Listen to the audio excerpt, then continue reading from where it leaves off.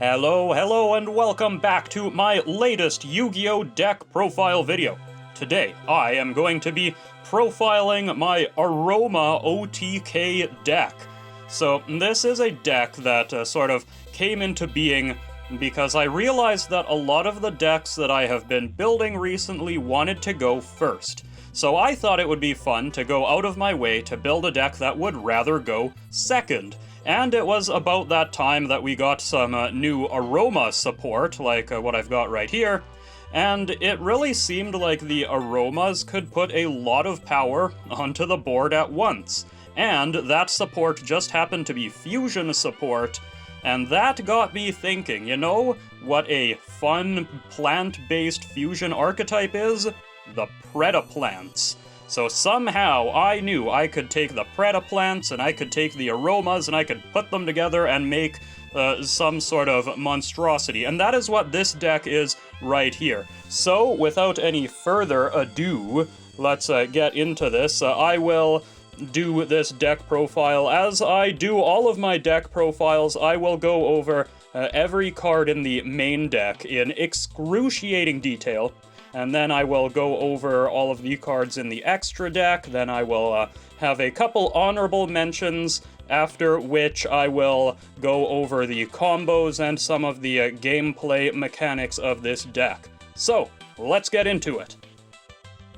Now, first, we are going to take a look at the Aroma cards themselves. So the Aromas, if you are unaware, is an archetype that specializes in gaining life points and paying life points, and just generally messing with your life point total so that you can do various things and gain various positive effects. So Aroma Lilith Rosalina here is an extremely important card in the deck. Level 1 plant tuner, 0 attack, 0 defense. But because she is so important, I run her at 3 copies. So here's what she does. At quick effect speed, you can discard this card, target an Aroma monster you control, and gain life points equal to half of its attack. Like I said, being able to gain life points is very important, and having that at quick effect speed is a useful ability to have.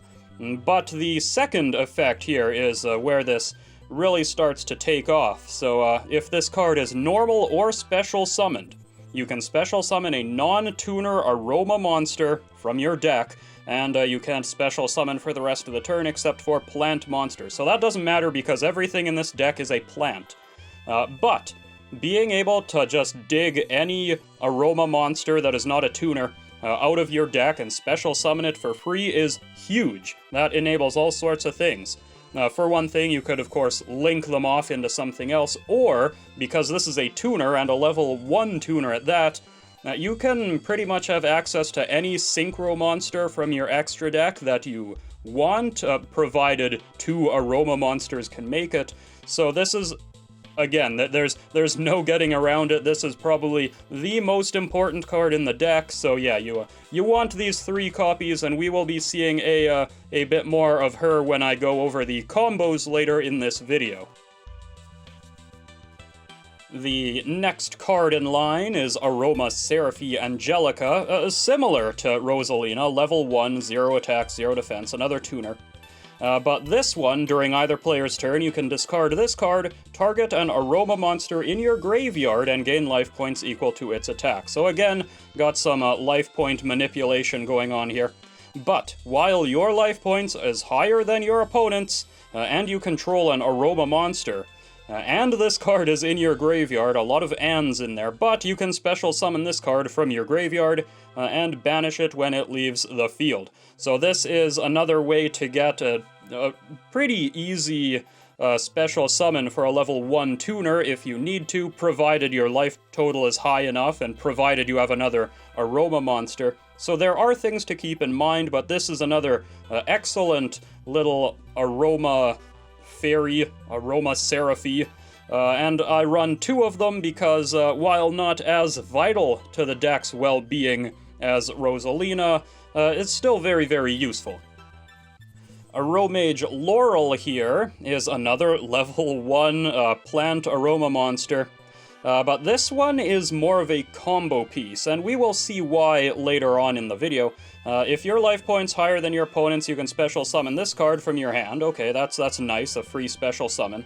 If you gain life points, you can target a non-tuner plant monster on the field. It is treated as a tuner this turn. Okay, that's neither here nor there most of the time. The important thing is that, if this card is sent to the graveyard, gain 500 life points. Believe it or not, the entire deck works because Aromage Laurel has that effect. But we only need 1 copy of Laurel, because Rosalina can special summon her from anywhere, so that's why I only run the 1 copy. Aromage Rosemary is another Aromage that I run at 1 copy, level 4, 1800 attack. This one is, you know, kind of offensively relevant. If your life points are higher than your opponent's, if a plant-type monster you control attacks, then your opponent can't activate monster effects until the end of the damage step. Sometimes that's relevant. Sometimes you specifically will search for Rosemary just so that your opponent can't stop you from attacking. It happens. And one more effect. A lot of Aromage monsters have an effect when you gain life points. This is one of them. If you gain life points, target a face-up monster on the field, change its battle position. That is mandatory, so make sure you plan for that. If you have Aromage Rosemary in play, you don't want to be forced to change your own monster's battle position if you don't want to. So yeah, keep that in mind. But yes, 1 copy of this one. Aromage Marjoram is one of the larger ones at level 5, 2000 attack. There's a lot of stuff in this effect. While your life points are higher than your opponent's, that's another theme you will see. You want to have high life points. You take no battle damage from attacks involving your plant monsters. Okay, that's cool. But it has other effects as well. When a plant monster you control is destroyed by battle, you can special summon this card and then gain 500 life points. And if you gain life points, you can target cards in your opponent's graveyard up to the number of aroma monsters you control and banish them. So this is a little bit of graveyard hate. It's good to have. At level 5, again, you can special summon this for free pretty easily. It allows you to synchro summon into some bigger stuff. Generally just a good card to have on the back burner if you decide you need it. So only 1 copy of Marjoram as well. Again, you don't always need this one, but sometimes you do, and it's nice to be able to special summon itself if something gets destroyed. And then we have Aromage Bergamot, which is a level 6 with 2400 attack. This is one of the deck's offensive powerhouses. While your life points are higher than your opponent's, your plant monsters have piercing, pretty much. And once per turn, if you gain life points, this card gains 1000 attack and defense until the end of your opponent's turn.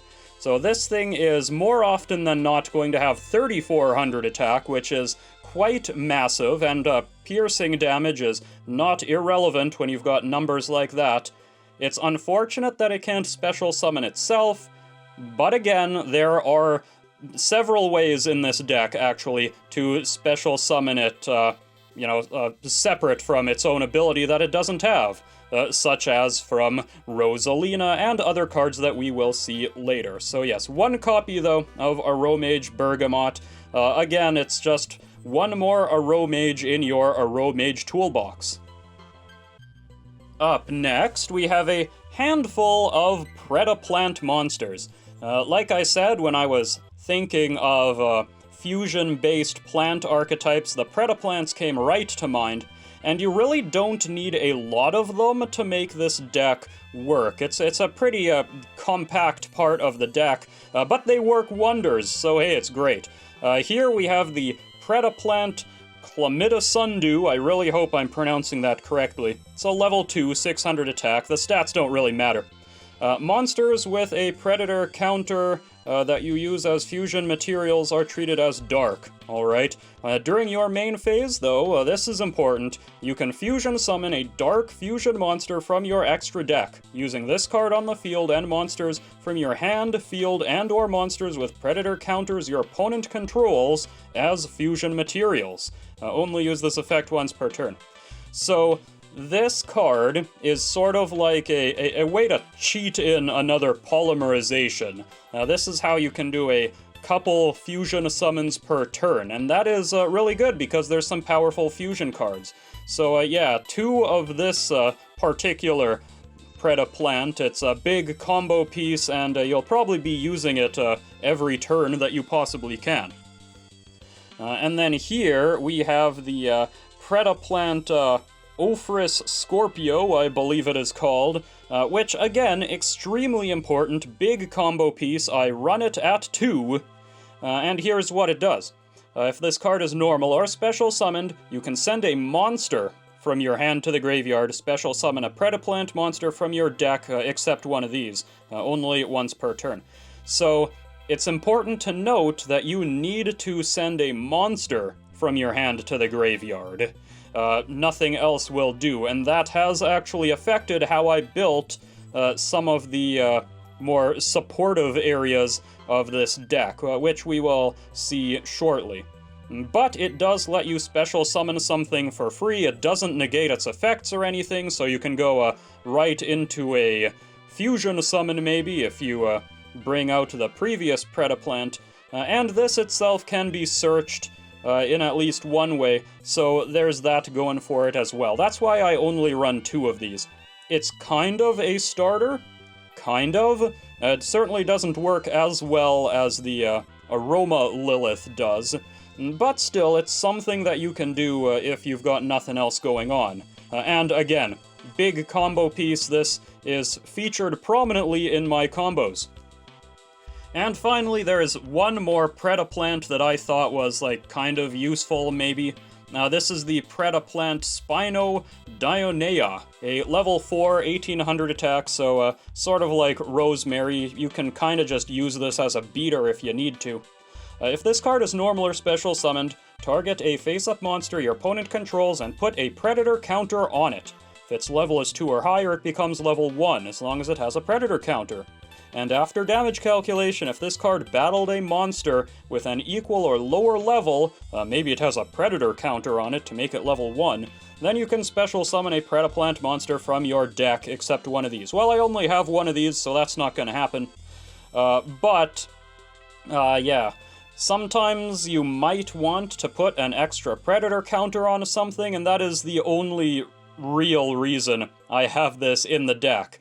So that you can special summon it, put a predator counter on an opponent's monster, and then maybe you can even use it as fusion material then, who knows? Otherwise, it's just an extra Predaplant that various other effects might care about. So yeah, only one of these. It's not super necessary. You might even want to swap this out for something else if you have something in mind, but I think it's kind of useful sometimes, so that's why I've still got it. Finally, I have a small number of Rikka cards in this deck, and by cards, I mean one card that I have 2 copies of. This is Rikka Princess. It's a level 4, which is relevant for one of the cards in the extra deck. 0 attack, 0 defense, doesn't matter. The important thing here is that during your main phase, you can special summon this card from your hand, but while it's face up in the monster zone, you can't special summon monsters except plants. Well, that doesn't matter. A free special summon is huge, and it does factor into the big OTK combo. But there's also a second part to this, which is sometimes useful. If your opponent activates a monster effect while you control a Rikka monster, you can shuffle this card from your hand or graveyard into the deck, tribute a plant monster, and negate that effect. So it's a little bit of disruption. Maybe you didn't finish off your opponent on your turn and you want to stop them from rebuilding again. Or maybe you were forced to go first and you need something, anything to stop your opponent on their turn. And then this is not the worst effect to be trying to pull off, if you can plan for it, which you usually can, sort of. So, yeah, 2 copies of Rikka Princess. Now, earlier, I had said that the Predaplant Scorpio had affected the way that I built another part of this deck. And this is the part of the deck that it affected. These are my hand traps, and I am running a lot more monster-based hand traps than I normally would in my typical deck. Because if I draw one on my first turn, or if I have a spare one in my hand, then I can discard it to the Scorpio in order to special summon something else, which is something I wouldn't be able to do with a spell or a trap. So that's why I've got so many of these monster cards. So here we've got the Ash Blossom and Joyous Spring first in line. I've got 2 copies of this. It is a great hand trap to have, but I really wanted to jam as many different kinds of hand traps into this deck as I could, and you'll see why later on, but Ash Blossom, what it does is you can discard it to negate any of these effects that your opponent might try to do. So if they try to add a card from the deck to the hand, special summon from the deck, or send a card from the deck to the graveyard, you can discard your Ash Blossom to stop them from doing that, and if you're lucky, you'll throw off their entire turn. So yeah, we've got 2 copies of this. We also have Effect Veiler, which again I am running at 2 copies because it's one of the more relevant ones. During your opponent's main phase, you can send this card from your hand to the graveyard, target an effect monster your opponent controls, and negate its effects until the end of the turn. Simple as that. You don't want your opponents to have their effects. So this is kind of like a monster version of Infinite Impermanence, which I would typically be using. We also have the Ghost Mourner and Moonlit Chill, which is similar to Effect Veiler, so you can kinda consider this your 3rd copy of Effect Veiler. If your opponent special summons a monster face up, or monsters face up, then you can discard this card, target one of those monsters, negate its effects until the end of the turn. And if that face-up monster leaves the field, then its controller takes damage equal to its original attack. Now that is surprisingly relevant, actually, that second part, because by nature of this being an Aroma deck, you want your life points to be higher than your opponent's for some effects to take place. So yeah, sometimes that actually matters. I only have the 1 copy of Ghost Mourner in this deck, though, because again, we want a lot of different hand traps. Such as the Ghost Ogre and Snow Rabbit. When a monster on the field activates its effect, or when a spell or trap that's already face-up activates its effect, send this card from your hand or field to the graveyard and destroy that card. So unfortunately, this doesn't negate effects, but still, being able to destroy stuff is sometimes good enough, and it is still a pain that your opponent has to deal with. 1 copy of these, by the way. And finally, we have my 1 copy of Nibiru the Primal Being, which is, again, just a huge pain for the opponent if it actually goes off. So, during the main phase, if your opponent normal or special summoned 5 or more monsters this turn, tribute as many face-up monsters on the field as possible, special summon this card from your hand, and special summon a Primal Being token to your opponent's field whose attack and defense equal the combined total of everything tributed. So this is a board wipe if your opponent is playing a lot of stuff. Hopefully they would rather have the things that you tributed than the giant token that you might have given them. But either way, it's an annoying card, and yeah, we've got 1 copy of this. Next, let's move into the spell cards, starting with Aroma Blend. This is one of the cards that makes the deck work. It's very important. I run it at 2. You could run this at 3. You very much could get away with running this at 3, but because you will probably end up searching for this as part of the combo, again, that combo, I only have the 2. It's cool to have it if you like, already have it in your opening hand, but it's not necessary to be there, and searching for it doesn't really slow you down. So, yeah, 2 has generally been enough for me. What it does, you discard 1 card, place a Humid Winds, Dried Winds, or Blessed Winds from your hand or deck face up in your spell and trap zone. Those are all trap cards, and we will talk about them later. You can banish this card from your graveyard and fusion summon a plant fusion monster from your extra deck by banishing its materials from your hand or field, but if your life points are higher than your opponent's, you can also banish plant monsters from your graveyard as material. So that is what makes this such a powerful effect, because you can use all of your plant monsters to summon whatever, and then you can use them as materials from the graveyard a second time to fusion summon something else. So Aroma Blend is an excellent card, and we're running 2 of them. Now, Predaplants here is the only Predaplant spell that I'm using, but it's kinda cool. Once per turn, you can special summon a level 4 or lower Predaplant monster from your hand or graveyard, but unfortunately its effects are negated. And once per turn during your standby phase, you pay 800 life points or destroy this card. So this is a free special summon from the hand or graveyard, which is nice. The 800 life point cost is pretty negligible. Sometimes you'll play this, you'll be happy to have this in play, I should say, throughout the game, even if you have to pay the 800 life points to keep it around. So if you play it on your turn and use it, you're generally quite happy to pay to use it a second time on your next turn. This is a continuous spell after all. So Predaplants, we're running this at 1 though, because it can be searched, and you don't really need more than 1 copy. We also have a 1-for-1 here to help get you going. Send a monster from your hand to the graveyard, special summon a level 1 monster from your hand or deck. And guess who is a level 1 monster? Well, Aroma Lilith Rosalina certainly is, so this is just another way to get her into play real easy.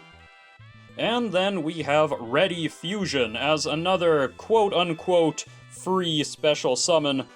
Pay 1,000 life points, special summon a level 6 or lower non-effect fusion monster from your extra deck. It can't attack, destroy it during the end phase. It's just to have another body in play in order to link it off into something else. Paying 1,000 life points, though, is, it's not irrelevant. 1,000 is kind of a lot, especially when you really want your life points to be higher than your opponent's, but it is not an insurmountable obstacle.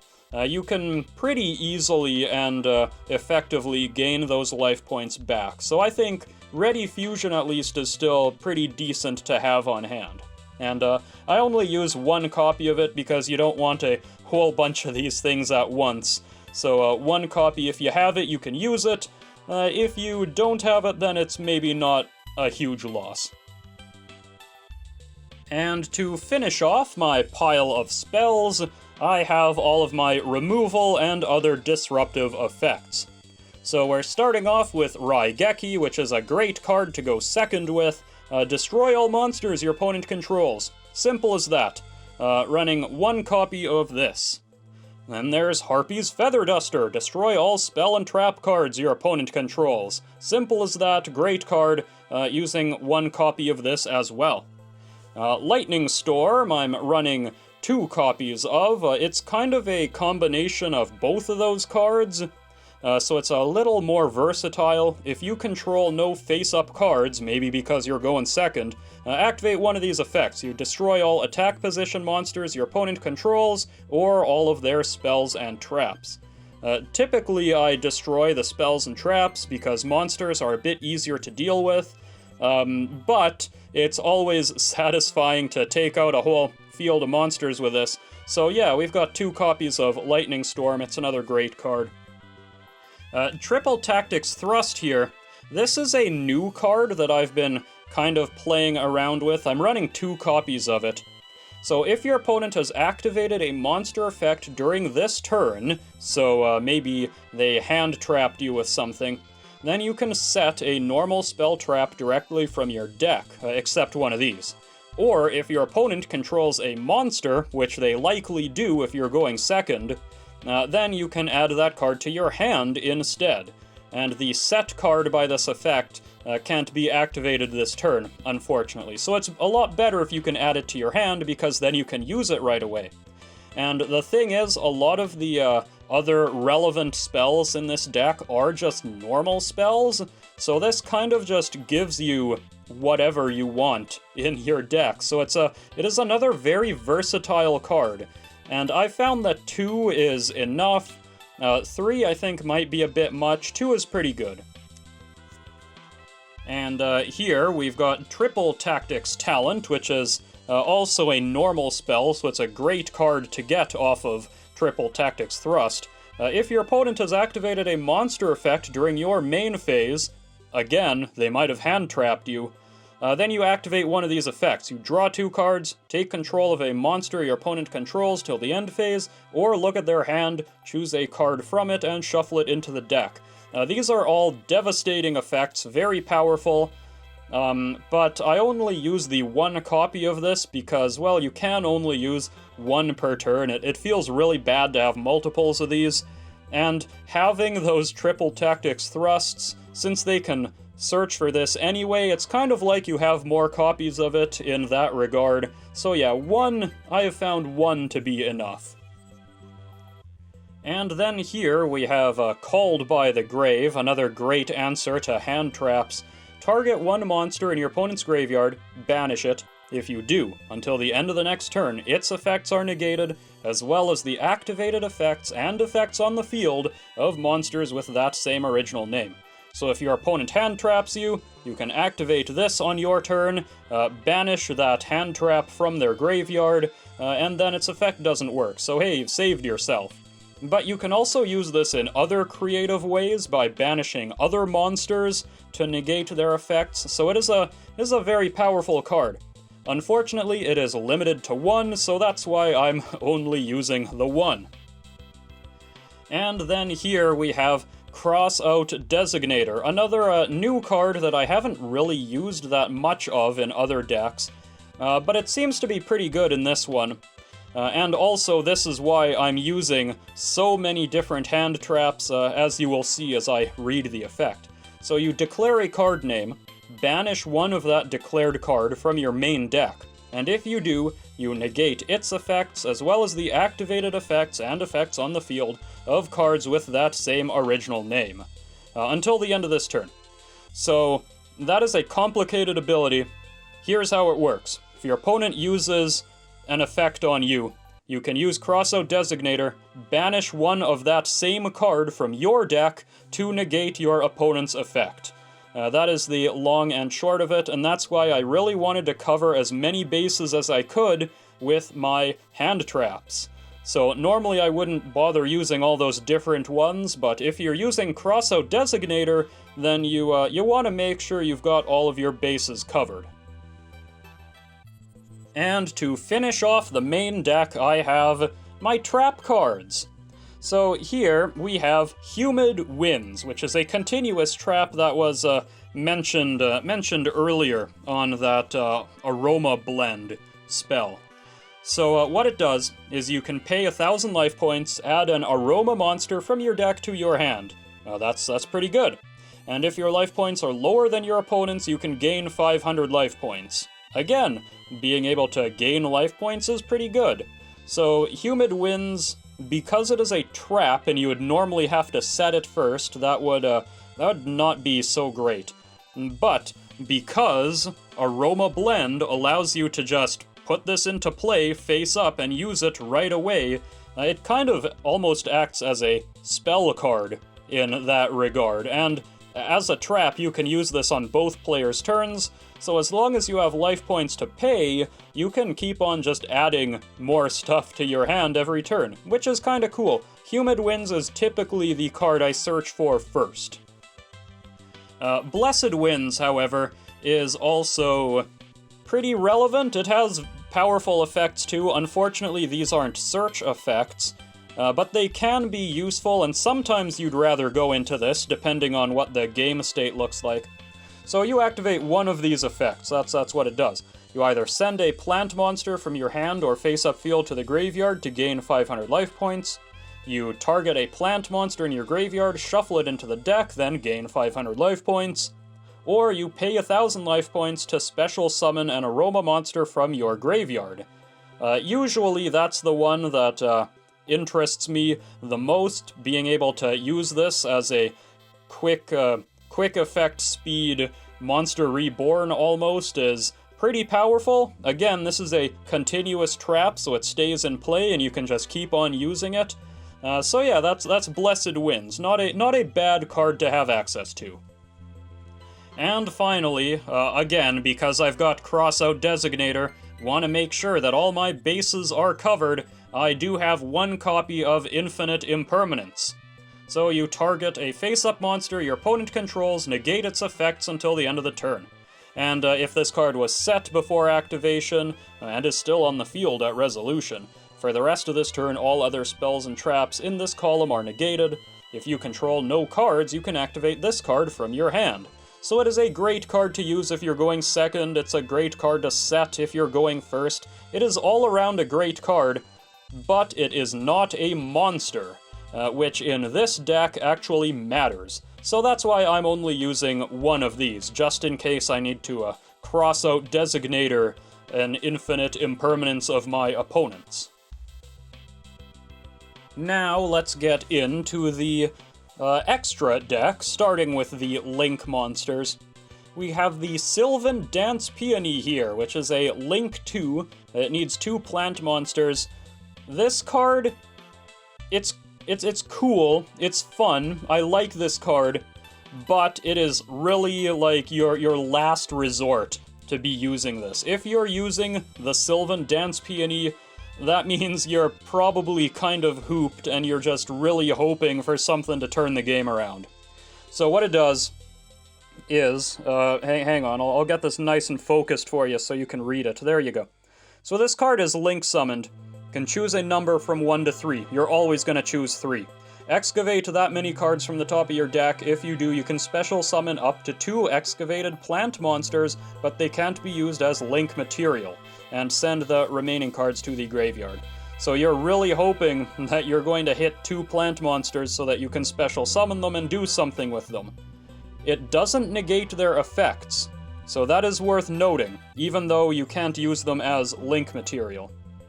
And, though it does have a second effect, you can target a plant monster in your graveyard that has a level, and the levels of the monsters this card points to become that monster's level.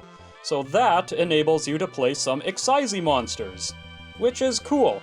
Again, Dance Peony is a very fun card to play, but it's not one that you want to be forced to play. I guess we can put it that way.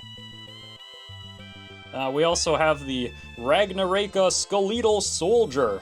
So this one is mostly just in the deck because it doesn't only require plant monsters to be played.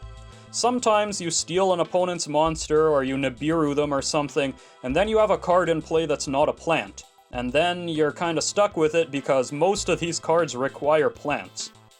What this does, though, there are no other Ragnaraka cards in this deck, so the first part of this effect doesn't matter. But what it also does is you can target an insect, plant, or reptile monster you control, place it on the bottom of your deck, and if you do, special summon this card from your graveyard. So you can use this to sort of Link climb, or to recycle some of your one-of monsters that you'd rather special summon again. So it's a nifty sort of effect. This isn't a card that I play often, but it's nice to have the option in the extra deck. Aroma Seraphy Jasmine, on the other hand, is a card that you will be playing at your earliest convenience every game. So it needs 2 plant monsters. If your life points are higher than your opponent's, this card and any plant monsters it points to can't be destroyed by battle. You can tribute a plant monster this card points to, and special summon a plant monster from your deck in defense position. It doesn't have to be an aroma plant monster, any plant monster. That is very, very powerful. And one other thing, if you gain life points, yeah, here we go, at the end, if you gain life points, you can add a plant monster from your deck to your hand. So it also searches something when you gain life points. So this card does everything. Everything that you want to do, this card does. It searches for something to your hand, it special summons something from the deck, it does all sorts of stuff. Very, very useful. You could get away with running multiple copies of this if you wanted to. I only have the one, but there's certainly an argument to be made for running two of them. And Aroma Lilith Rosemary is another very powerful Aroma card that you will probably be playing as soon as you can every game. 2200 attack, this one is a Link 3, it needs plant monsters. If this card is special summoned, you can add an Aroma card from your deck to your hand, so not only monsters, but it can take the Aroma spells as well, or traps. If you gain life points, even during the damage step, you can special summon up to 3 Aroma monsters from your hand to the zones this card points to. And you can tribute a monster this card points to, target a card on the field, and banish it. And then you gain 1,000 life points. So this is another great way to special summon stuff that's in your hand, to gain life points, to search for something from the deck, or to banish something that your opponent has in play. Again, this card does so darn many things. It's really, really good to have. And then at the end of my Link monster section here, we have Ben Gallancer the Resurgent, which is a big ol' Link 4. So it needs plant monsters, of course.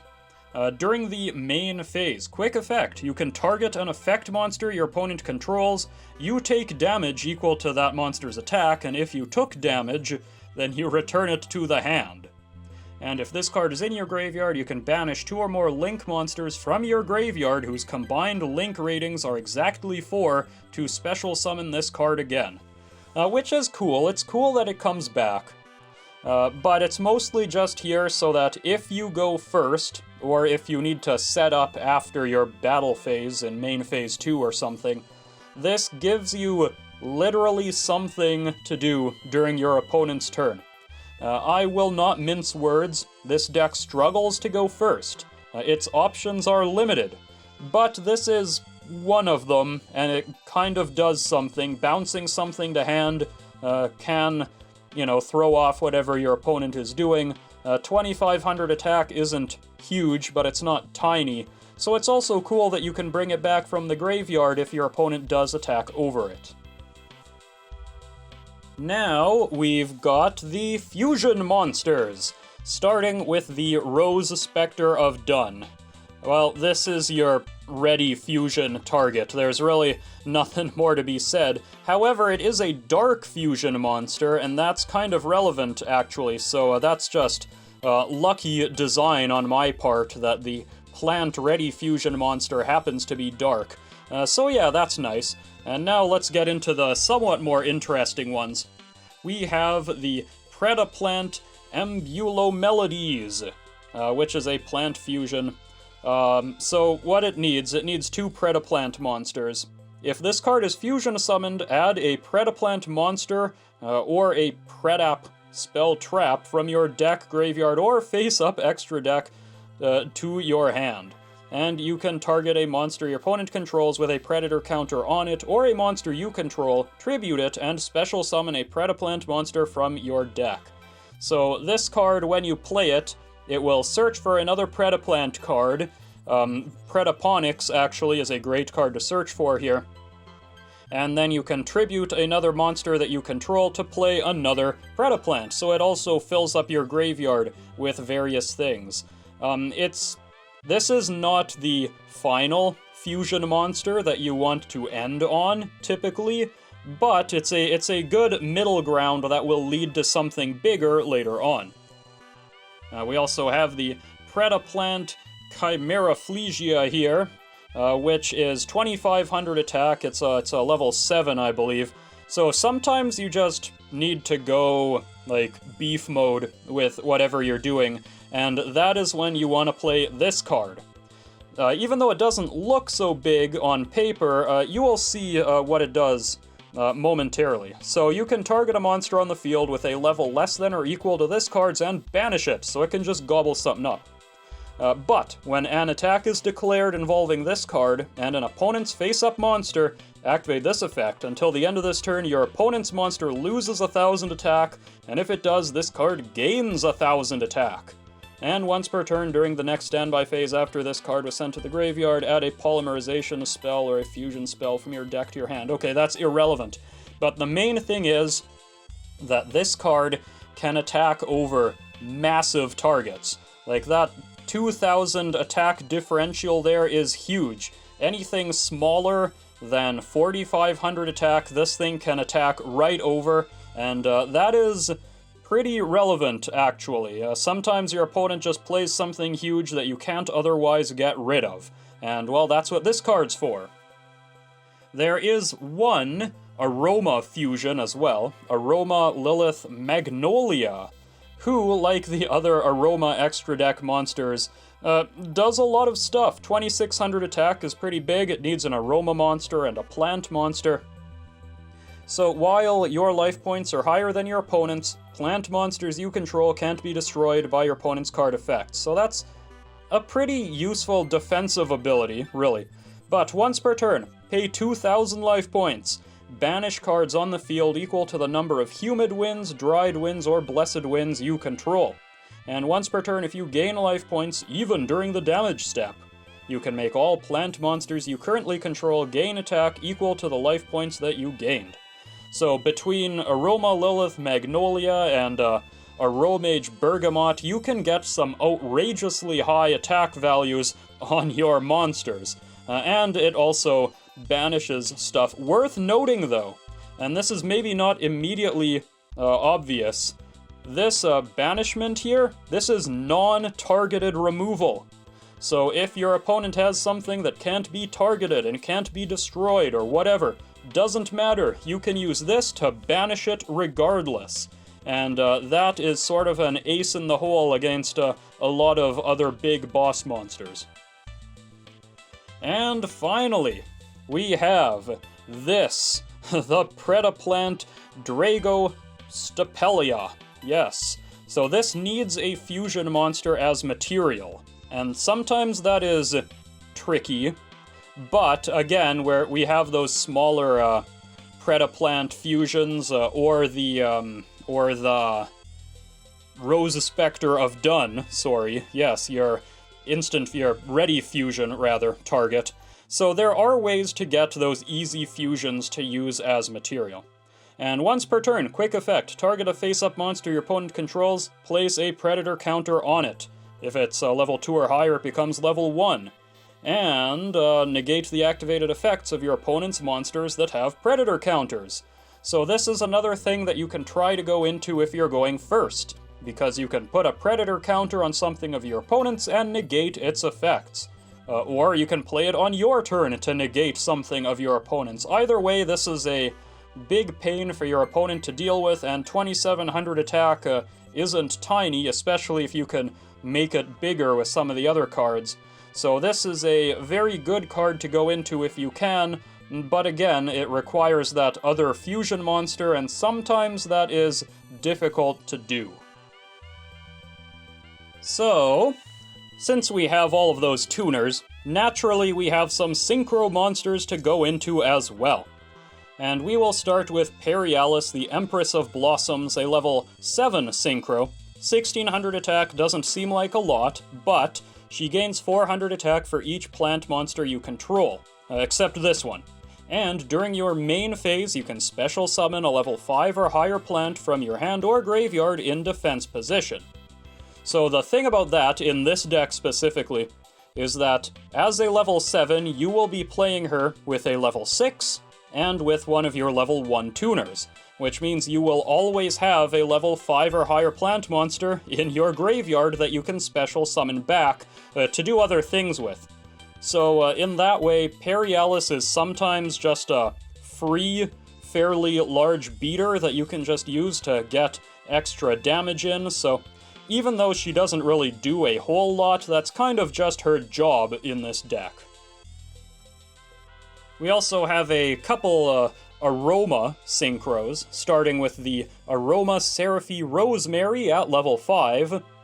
2000 attack is not huge, but while your life points are higher than your opponent's, all plant-type monsters you control gain 500 attack and defense. So if you can plan for that and, think a couple moves ahead, then you can really buff your team quite considerably that way. And once per turn, if you gain life points, you target a face-up card your opponent controls. That face-up card has its effects negated until the end of this turn. That sounds good, doesn't it? But the thing is, it is a lot worse than you might think. And I will talk a bit more about that later on in this video as I go over some of the gameplay. And finally, we have Aroma Seraphie Sweet Marjoram, which is a level 6, 2200 attack. So Sweet Marjoram here does a couple things, actually, if I can get it to focus properly for you so that you can read it. Yeah, there you go. So while your life points are higher than your opponent can't target plant monsters with card effects, which is pretty good. And you can use each of these effects once per turn. So if this card is Synchro summoned, add a Humid Winds, Dried Winds, or Blessed Winds from your deck to your hand. So that's just another way to get those Winds cards, well, at least into your hand. And if you gain life points, target a card your opponent controls and destroy it. Which again, is a useful ability. I'd rather have it than not, but it is a lot worse than you might think it is, and again, I will talk more about that later.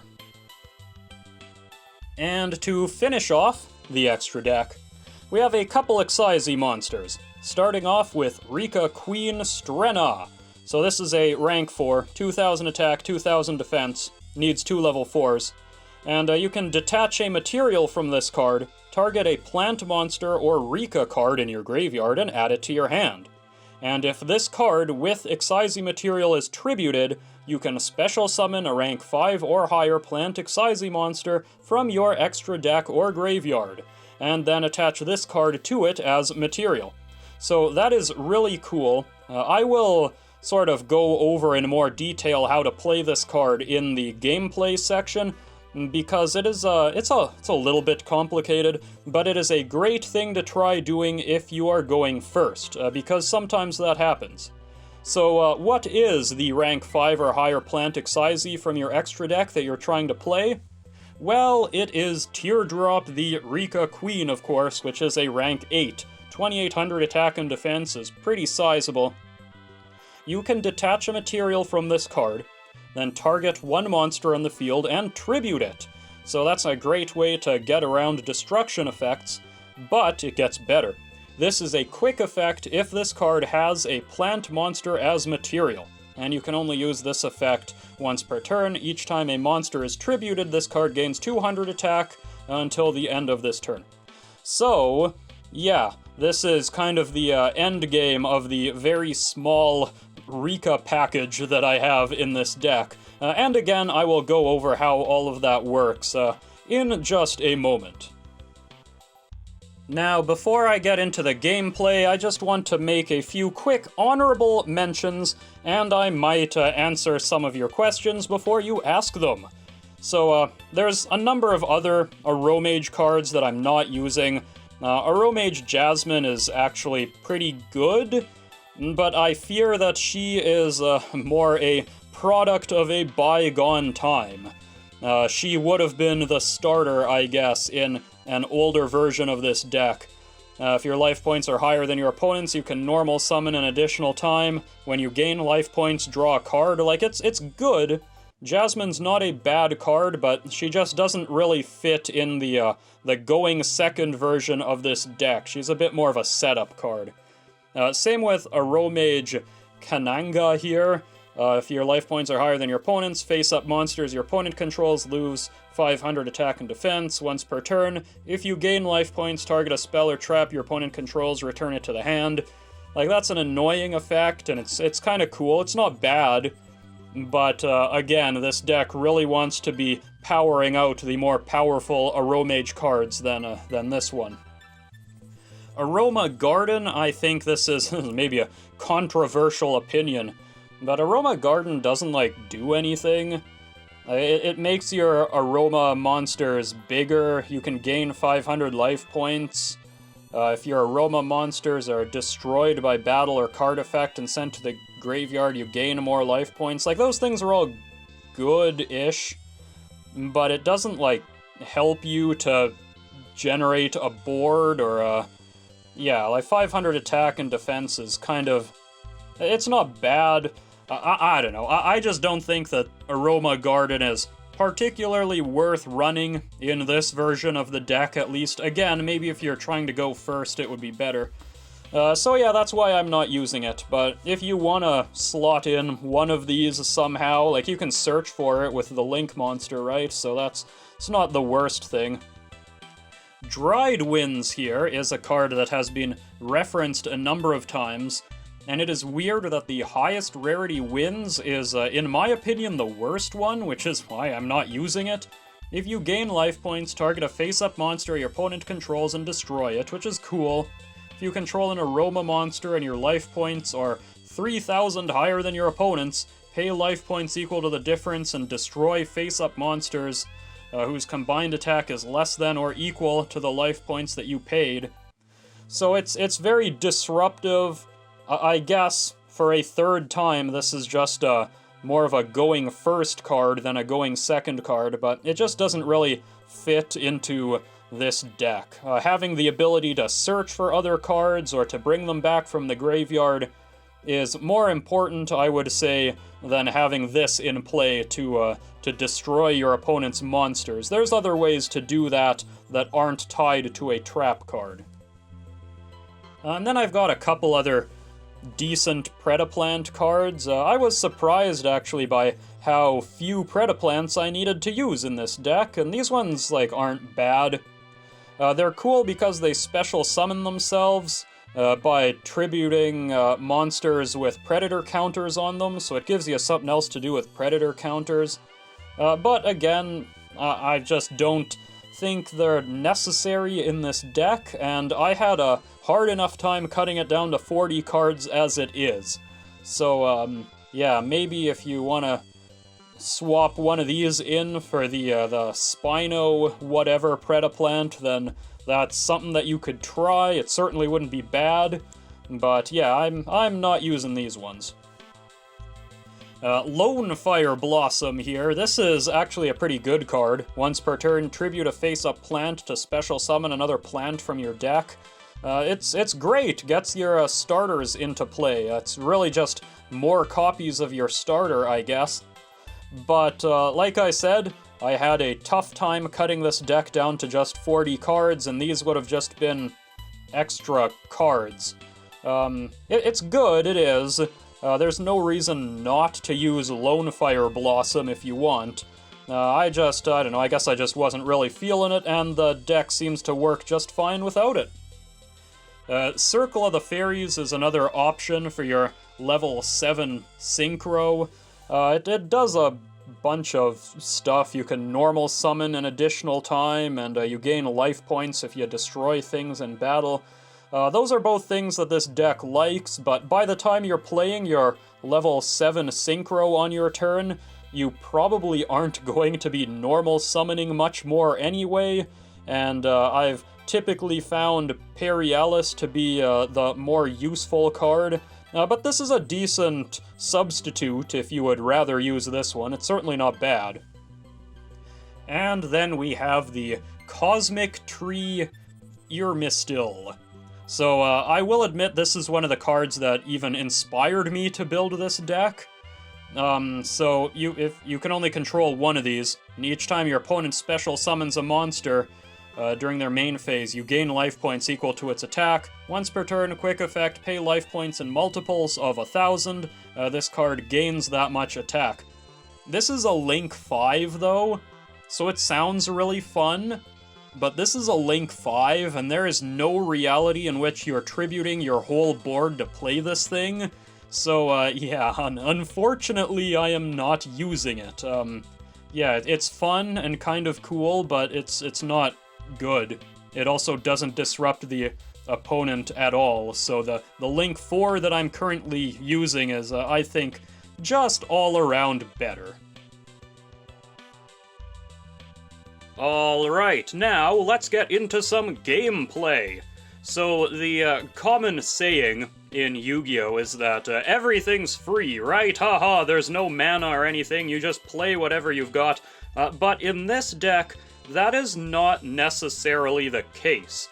As you might have seen earlier in this video, a lot of these cards require you to have specific life points, or to pay life points, or to discard a bunch of cards, so there are a number of resources that you do need to keep track of as you're, well, playing this deck. So I will try to make note of that as I go through my combos here in this gameplay section. So, first of all, let's take a look at the big OTK combo that I came up with. Yes, I should note, I don't know, maybe somebody else has already thought of something similar, but I came up with this combo independently on my own, darn it, and I'm proud of it. So, yes, let's take a look at what that's all about. So this is a true one-card combo. All that you need to start off with is an Aroma Lilith Rosalina, which you will normal summon, or maybe you can special summon it somehow. But in any event, you need to play this Rosalina, who will, from your deck, special summon Aromage Laurel. You do have your choice to special summon any Aromage you want, but we are going with Laurel for the purposes of this combo, because you can take the two of these and link them together to make your Aroma Seraphy Jasmine, who will come into play. But because Laurel was sent to the graveyard, you will gain 500 life points immediately. So assuming you haven't lost any life points, you are now at 8,500 life points. Remember that. And because you've gained life points, your Aroma Seraphy's effect will activate, allowing you to search your library for any plant that you want and adding it to your hand. And we are taking the Rikka Princess, because Rikka Princess can special summon herself for free. So this is what our board looks like now, and we can activate Jasmine's second ability to tribute our Rikka Princess, to search our library again for any plant and special summon it. And we are going to special summon our Predaplant Scorpio here. Now, when this comes into play, you have to discard, or send from your hand to the graveyard, a monster card. So you need to have that monster card in your hand to begin with. Make sure you remember that. You don't want to stop here if you don't have to. So now you have discarded your card, which means you can special summon another Predaplant, our Sundew Predaplant here. And with the two of these in play, we can use both of them with the Sundew's effect to fusion summon out, to fusion summon out our Ambulomelodies, who we can put right here. So now that this has been special summoned, we can search our library for Predaponics and activate it right away. With Predaponics activated, we can take one of our Predaplants from our graveyard and special summon it again. So it looks like we haven't made a whole lot of headway here, actually. We went from having 2 extra monsters to having 2 extra monsters, but this is important, believe me. So now, what we can do is we can use these Link 3 worth of monsters to link summon out our Aroma Lilith Rosemary, who will come into play, allowing us to search our library for Aroma Blend. So now we can use this Aroma Blend that we just searched for, and we have to discard another card. So this is now the second card that we've had to discard in order to play this combo. Again, keep track of the cards in your hand, they are important. But anyway, yes, we use Aroma Blend, we have to discard something, and then we can search our library for Humid Winds, or the Blessed Winds, I suppose, if you want to. Maybe you discarded something good and you want to bring it back. But for the purposes of this combo, we are taking the Humid Winds, which will activate on its own. Oh, let's not blind the audience with that glare. There we go, and maybe we can even get everything a bit nicer into view. So now we have Humid Winds. Remember, we have 8,500 life points. So we can pay 1,000 life points to search for an aroma monster. So I am going to take the Aromage Bergamot here. But there is also an argument to be made for taking Aroma Seraphi Angelica. But for now, we're just gonna look at Bergamot. So Bergamot is now in our hand, not in play. But we can use Humid Wind's second ability now, because we paid 1,000 to search for Bergamot. We probably have less than the opponent now, assuming they haven't taken damage somehow. And if you can have lower life points than your opponent, then you can gain the 500 life points from Humid Winds, which will trigger Aroma Lilith Rosemary, which will allow you to special summon a Aromage from your hand. And maybe you have more than just Bergamot. Hey, maybe you can flood the field with your Aromages here, but I'm just going to go with what we know that we have, and that is Bergamot. And now, this is what your field looks like. You have 8,000 life points because you gained the 500 again, and assuming your opponent still has 8,000 life points, we can't quite use Aroma Blend the way we want. So we've got to do something. Luckily, Aroma Lilith allows you to tribute a monster, to banish something in play. If your opponent has something, you can get rid of it, otherwise I guess you can hit your own Predaponics or something. But then you gain 1,000 life points, which will A, trigger Bergamot, who now has 3,400 attack, and B, get you to 9,000 life points, which will allow you to properly use Aroma Blend from the graveyard. So here you've got a couple choices. You can play Aroma Lilith Magnolia, perhaps, who is a rather powerful card, and will allow you to banish more things of your opponents, because you have Humid Winds in play, and that's pretty good. Or, because you have your Predaplant fusion monster in the graveyard to use as material, you could, in fact, fusion summon out your Drago Stapelia here to negate effects or hit for that little tiny bit of extra damage. Of course, the Aroma Lilith Magnolia, if you have the means to gain life points again, could also pump your board by a considerable amount, and you're hitting for even more.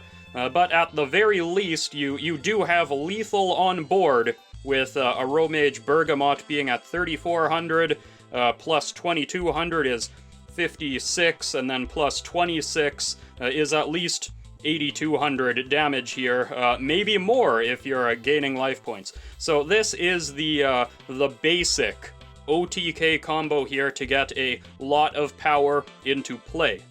Maybe you can do even more than this. It all depends on what is in your hand and, well, what you're doing otherwise.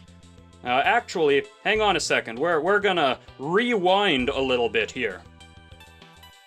Now, I did say that you could search for Aroma Seraphi Angelica, and, well, here is what you would do if you did just that. So you can discard Aroma Seraphi Angelica to the graveyard to gain 1,800 life points because you know that you have Jasmine here in your graveyard, who has 1,800 attack. So you will gain 1,800 life points, which will put you above and beyond where you started, so you should be looking pretty good as far as life points go. And then, because you have more life points than your opponent, and you control an aroma monster, you can just special summon Angelica from your graveyard. And here we have a level 1 and a level 5, so we can put the two of them together to create a level 6 Aroma Sweet Marjoram, who will come into play and search for Blessed Winds, which you can then set later if you want.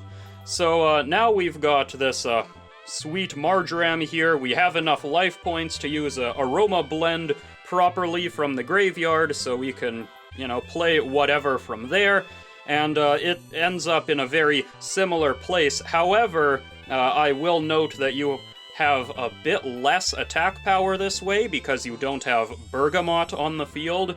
So that is worth noting. This might not be a true OTK if you do it this way, but you do have a Sweet Marjoram here who can destroy something, and you have your Blessed Winds face down over here, so this might set you up a little better, depending on what the game looks like.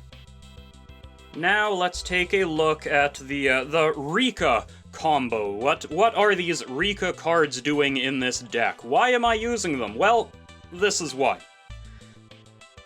So, say you normal summon your Aroma Lilith Rosalina, like you normally do. However, this time your opponent has done something to stop you.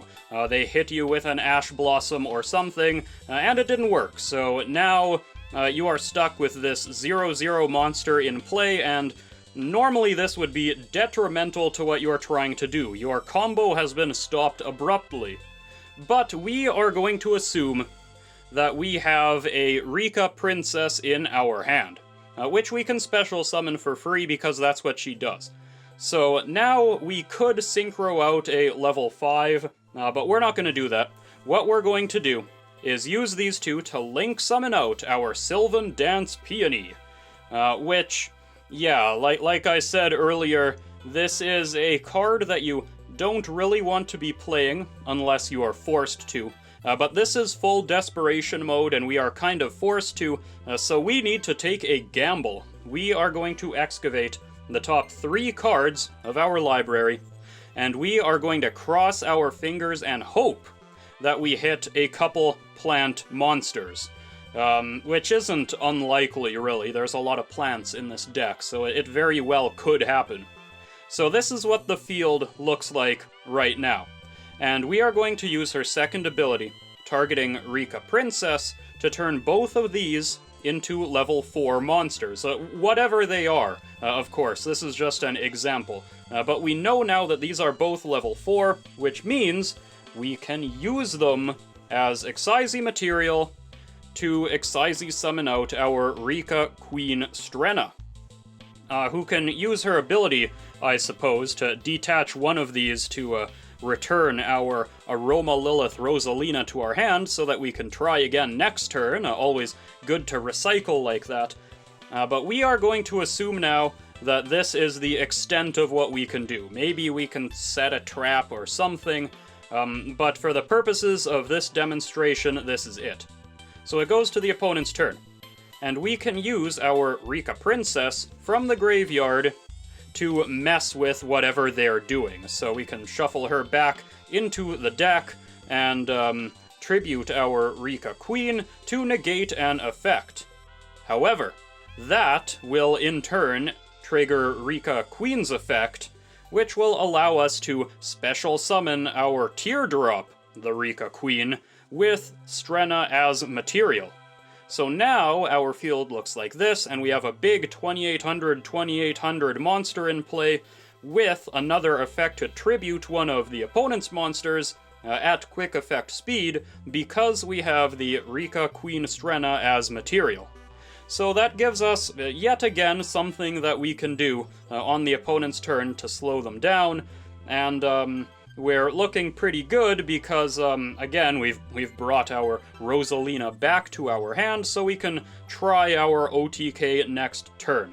So this is something that you can sort of plan for a little bit, but it does require some element of luck in getting the right monsters at the right time. So maybe it's not something that you can always rely on, but when it works, it is really cool. And finally, let's talk about Aroma Rosemary and Aroma Sweet Marjoram. So these are both Synchro monsters that have abilities that trigger when you gain life. And it seems, at first glance, that if you went first and you ended on one or both of these, that you would be in a pretty good position if you had some sort of quick effect way to gain life. Because you could negate an effect, or you could destroy something. And that's really cool. Except, these cards would work a lot better as magic cards than they work as Yu-Gi-Oh cards, and I will explain why right now. Say your opponent activates an effect, and you want to negate it. So, your opponent activates an effect, a chain is formed, and then you gain life points on top of that. Okay. Well, because of the way the chain works in Yu-Gi-Oh, you will gain life points, your opponent's effect will activate, and then after your opponent's effect has resolved, Rosemary's effect will activate, allowing you to negate an effect. Unfortunately, that effect has already happened.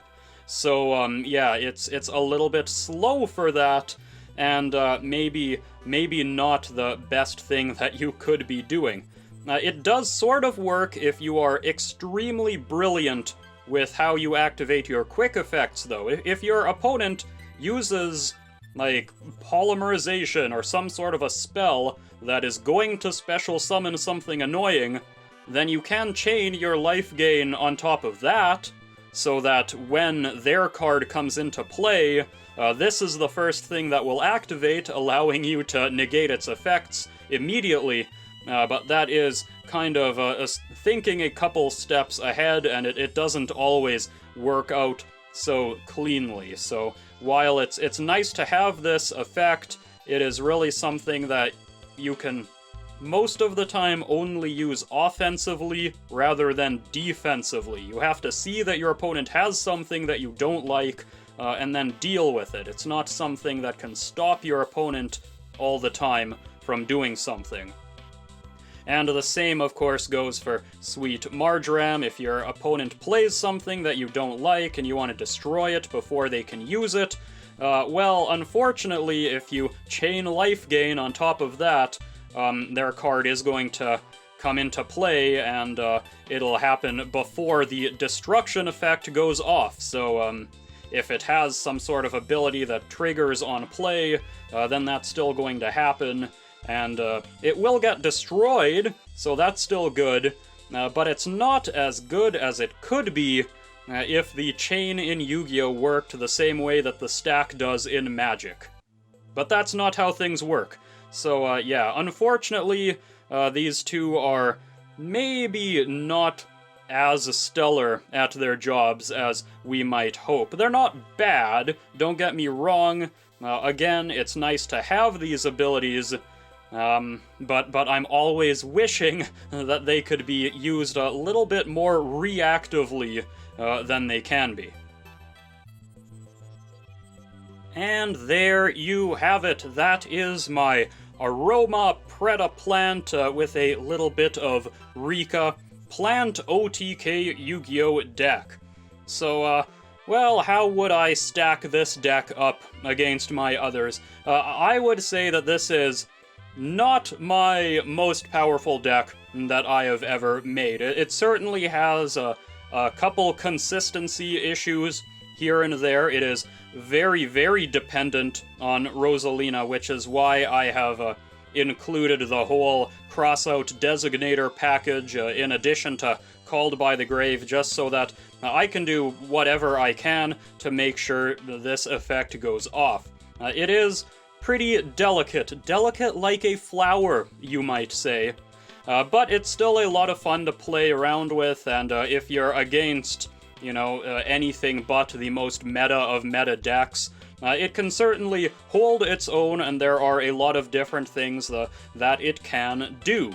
You can search your deck for a lot of things. You can special summon a lot of things, which will enable you to play a lot of things from your extra deck. Or in the case of some of the bigger Aromages, even just from your normal deck, which is always cool to see. And of course, gaining life points is a lot of fun. It's cool to see those numbers go up, especially if you can translate that directly into extra attack power for whatever you've got in play, and just swing away for 5,000 or more damage at a time, which is, again, super fun to be able to do. Yeah, just make sure your Aroma Lilith Rosalina is well prepared to deal with the opponent, and then you should be good to go from there. Of course, it also kind of begs the question, if this is not one of my best decks, then, well, what exactly is a not great Yu-Gi-Oh deck? Right? Let's get philosophical here, because this deck can fairly consistently, unless something goes wrong, can fairly consistently OTK the opponent. And is that really such a bad thing? Does it become bad because it can't do that 110% of the time? Who knows? Whatever. These are questions that don't need answering, because at the end of the day, it is fun. And as long as you're having fun, that is what matters. If you're not having fun, then what are you doing? But this will bring me then to the end of this deck profile video. Believe it or not, I do not set out to make hour-long videos, or more.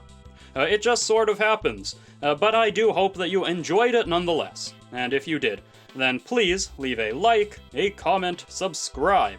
And I hope that you'll join me again next time for whatever deck it is that I might be profiling next. Till then, ta-ta. Oh, good heavens, look! We got a collector's rare. Excuse me a moment. Oh, hello! I like it, I do. I was worried for a second that this box was going to be suboptimal. Oh, goodness, that is a pull right there. Let's find out. Oh, boy.